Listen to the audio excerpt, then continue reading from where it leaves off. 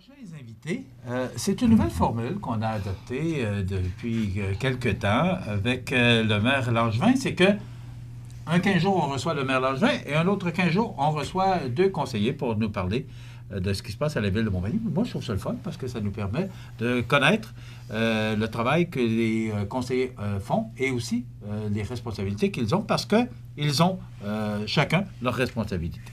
Bonjour, Mme Sylvie Boulay. Bonjour, M. Montmagny. Bon matin, bien? Tout le monde. Très bien, merci. Oui. Heureuse d'être avec vous ce matin. Oui, bien, oui. C'est partagé, madame. Une troisième visite. Et Yves Gendreau, qui est conseiller dans le district numéro 3 de mémoire. Madame Boulay, c'est? Le district numéro 5. Le numéro 5. Maintenant, madame, hier, il y avait point de presse. C'est la première fois, je pense, qu'on voit ça. Il y avait point de presse pour souligner la première année. Ça a fait un an, le 5 novembre, là. Mais hier, on soulignait la première année du nouveau conseil municipal avec le nouveau maire, Rémi Langevin. Sylvie, vous, c'est la première... ça a été ma première expérience, première année. Ça? Bien, j'écoutais le bilan hier avec M. le maire qui présentait ça à tout le monde au niveau des médias d'information. Puis j'ai réalisé que ça a été vraiment une grosse année. Une belle et bonne année, enrichissante, grandissante aussi sur le point de vue, implication politique municipale, professionnelle, personnelle. Et c'est une expérience que je me souhaite encore pour plusieurs années. C'est important d'être là pour les citoyens, de prendre des décisions et de partager aussi des projets qu'on discute entre nous au niveau de la table du conseil municipal. Puis, comme on disait, c'est pas toujours facile, mais il y a gré de discussion puis d'élaboration, de partager, d'innover. Puis, c'est toujours dans le sens où la ville de Montmagny est de plus en plus belle et on s'en occupe. C'est revitalisant. Il y a plein de projets, mais pour le point de presse, ça a été une agréable expérience hier et puis très appréciée aussi là, de l'ensemble des conseillers. Là. Sylvie, on jase entre nous autres. Là. Oui, entre nous. Oui, juste entre nous autres. Oui. Trouvez-vous ça difficile, la politique municipale? Je trouve pas ça difficile, non, parce que je peux concilier le travail à temps plein plus mes engagements au niveau du conseil municipal. Mais c'est pas trop exigeant pour... Bien, c'est sûr que ça exige un peu plus, là, mais je veux dire, on est quand même consciente que cet engagement-là, quand on décide de s'impliquer politiquement, on sait à quoi s'attendre et puis c'est jamais un fardeau. C'est toujours un plaisir de me présenter aux rencontres, au CA, toutes les autres activités qui entourent la vie municipale. Je m'y plais énormément. Puis les gens me demandent souvent, « Trouve pas ça trop difficile? » Non, pas du tout. J'assume et j'en suis très fière. M. Gendreau, oui. Yves de son prénom, parce qu'on se connaît bien. Là, certainement. Vous, c'est votre deuxième terme? Mon deuxième mandat, donc ma 5e année. Comment vous trouvez ça? D'abord parce que vous avez connu... vous avez travaillé 4 ans avec M. Desrosiers. Oui. Et là, vous travaillez, ça fait un an que vous travaillez avec M. Langevin. Oui. Est-ce qu'il y a une différence? J'avais connu M. Langevin pour avoir travaillé avec lui en comité des finances. Parce que Rémi a été pendant 16 ans conseiller. Là, donc, lorsque j'ai été élu pour ma première fois il y a 5 ans, le maire m'avait assigné au comité des finances avec Rémi Langevin. Donc, on a travaillé ensemble pendant 4 ans. Lorsque M. Langevin s'est présenté à la mairie, j'ai été surpris, mais lorsqu'il a été élu, j'ai été agréablement... c'est autre chose, conseiller maire, c'est... oui, mais on travaille ensemble. Des fois, il y a des argumentations, on n'est pas toujours d'accord, mais ça finit dans l'harmonie, finalement. Il y a certains projets qui doivent être discutés. C'est évident que même en comité de finances, c'est peut-être le comité qui a le plus de rencontres, parce qu'on a des ressources humaines aussi qu'on doit se rencontrer. Mais il y a beaucoup de rencontres, mais il y a, à l'intérieur d'une ville, il y a le 3/4 du budget qui est plus routine, aqueduc, égout, trottoir, salaire. Donc, qu'est-ce qui nous reste? C'est comme Mme Boulay mentionnait tout à l'heure, qu'est-ce qu'on peut faire pour améliorer notre milieu de vie? La rétention, l'accueil, qu'on en parle. Fait qu'on a travaillé sur des parcs, les améliorer, donc on est capable d'aller chercher des budgets sur ces choses-là. Puis on essaye toujours de trouver à balancer, valoriser notre milieu, mais versus le coût. Fait qu'il y a le coût de réalisation. Le coût de réalisation, c'est pas si pire, parce qu'on le connaît, on peut le financer. Avec un budget, là, c'est pas parce que c'est donc on est limité. Qu'on doit dépenser pour qu'on peut... Donc, il y a un budget, puis c'est strict, c'est assez serré. Oui, puis ça prend un budget équilibré, là. Ah oui, si on parle de budget, le budget doit être fait l'année précédente. Il va être déposé bientôt.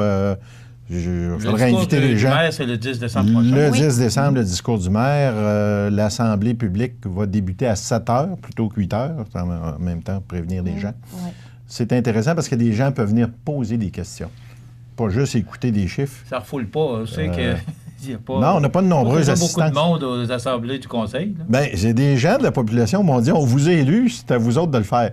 Mais sauf que j'apprécie beaucoup, moi, lorsque les citoyens nous interpellent dans la rue, n'importe où, nous téléphonent, c'est pas des plaintes, parce que je peux pas parler de plaintes. Je parle de suggestions.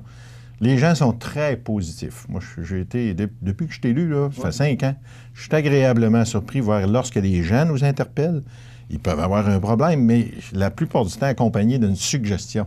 C'est notre rôle, avec les employés municipaux, les directeurs de services, d'améliorer le service à la population, qui sont tous les payeurs de taxes. Et Yves, le temps passe vite. Moi, je veux vous ramener sur le centre d'immigration parce que vous parlez de parc, valoriser nos espaces publics. Oui.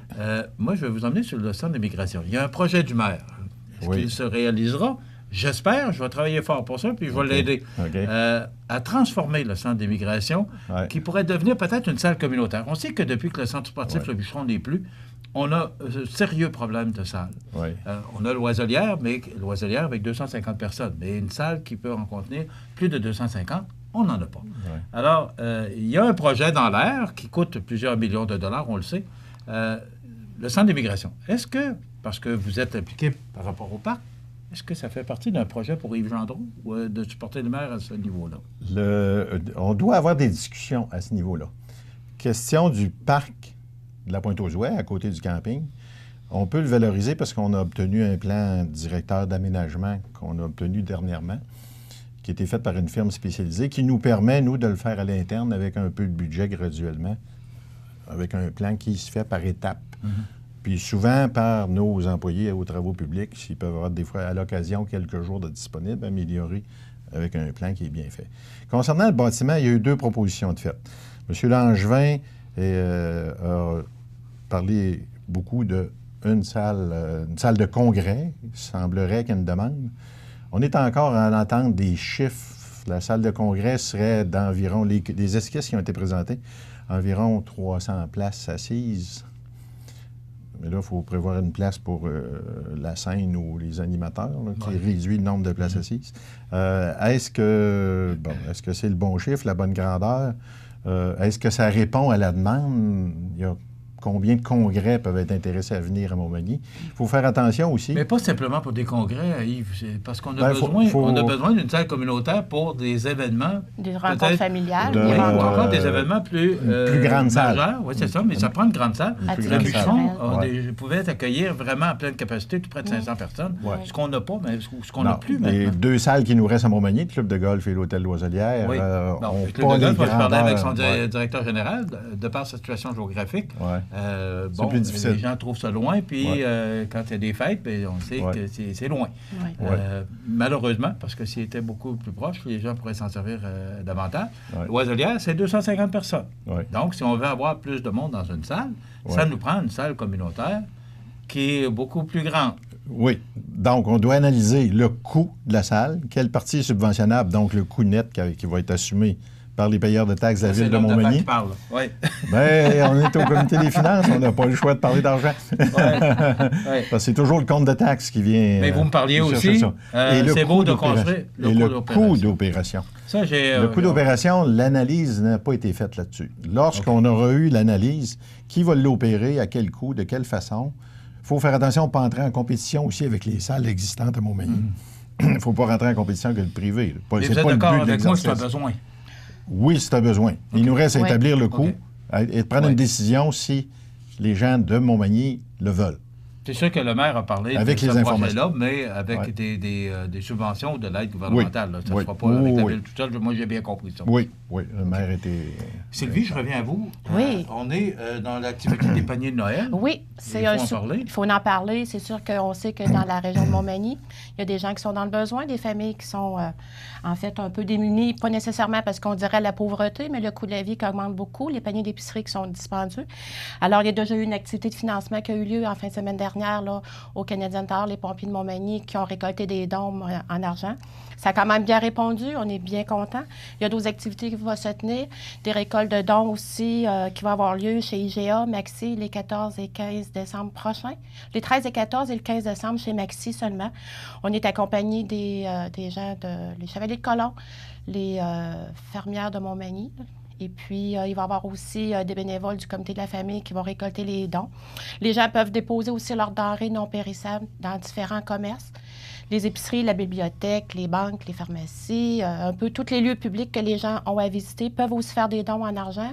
Et la distribution des paniers va avoir lieu samedi, le 22 décembre. Okay. Justement, il y a la guignolée des médias, là, jeudi prochain. Là, oui, ça aussi. tient sur les rues. Tous les médias de la région qui se donnent la main avec Jean Thibault de Jean Coutu. Oui.